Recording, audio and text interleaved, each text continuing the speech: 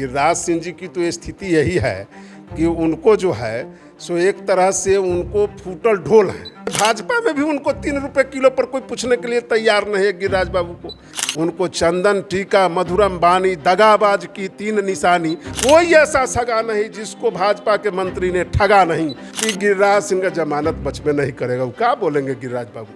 नमस्कार, आप देखना शुरू कर चुके हैं लाइव सिटीज। मेरा नाम अभिषेक है। बिहार की सियासत गर्म है क्योंकि दिल्ली में नीतीश कुमार ने कई नेताओं से, बड़े नेताओं से मुलाकात की है। ऐसे में गिरिराज सिंह जो है केंद्रीय मंत्री, वो साफ साफ कह रहे हैं कि 2024 में कोई वैकेंसी नहीं है और राहुल गांधी का दरवाजा खटखटाने से कुछ नहीं होने वाला है। तो गिरिराज सिंह कह रहे हैं कुछ नहीं होने वाला है। देखिए गिरिराज सिंह जी क्या बोलेंगे। गिरिराज सिंह जी की तो स्थिति यही है कि उनको जो है सो एक तरह से उनको फूटल ढोल है। उनको कोई पूछता नहीं है। भाजपा में भी उनको 3 रुपए किलो पर कोई पूछने के लिए तैयार नहीं है गिरिराज बाबू को।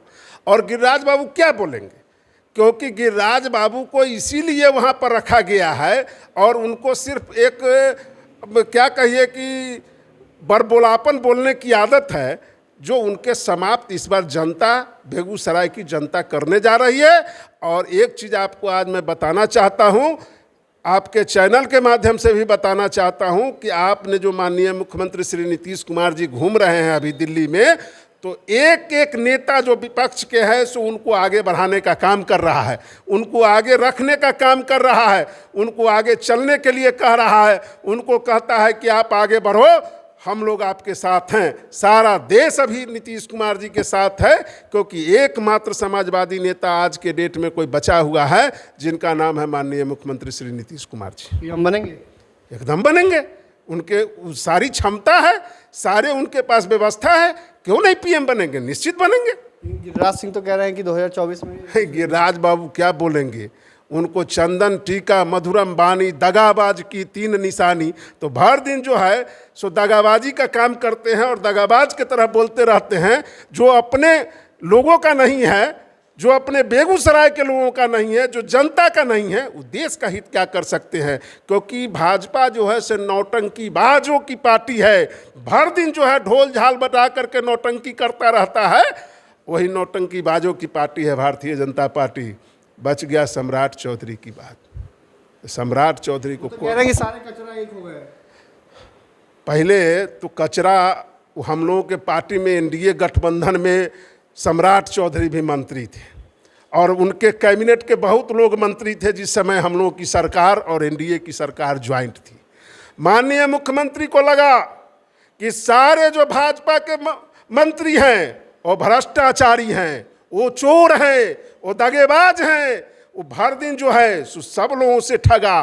कोई ऐसा सगा नहीं जिसको भाजपा के मंत्री ने ठगा नहीं और ठगने का काम किया और लूटने का काम किया, जिसके चलते हम लोगों ने गठबंधन तोड़ा और गठबंधन तोड़ करके महागठबंधन में आकर के हम लोग सुकून महसूस कर रहे हैं। क्योंकि हमारे अगल बगल के भी एक आध मंत्री थे जिन मंत्रियों का काम था कि सीओ के बदली में, आरओ के बदली में दुनिया भर का रुपया कमाए, और वह मंत्री जो हैं से 50 सीओ और आरओ का पैसा ले करके और उन्होंने घपचने का काम किया।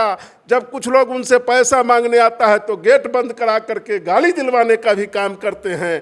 तो ऐसे भ्रष्ट मंत्री सब थे भारतीय जनता पार्टी को, जिस कचरा को हम लोगों ने साफ करके गंगा जी में फेंकने का काम किया है। और आज मैं कहना चाहता हूँ कि भारतीय जनता पार्टी को पूरे बिहार में एक सीट नहीं मिलने जा रहा है।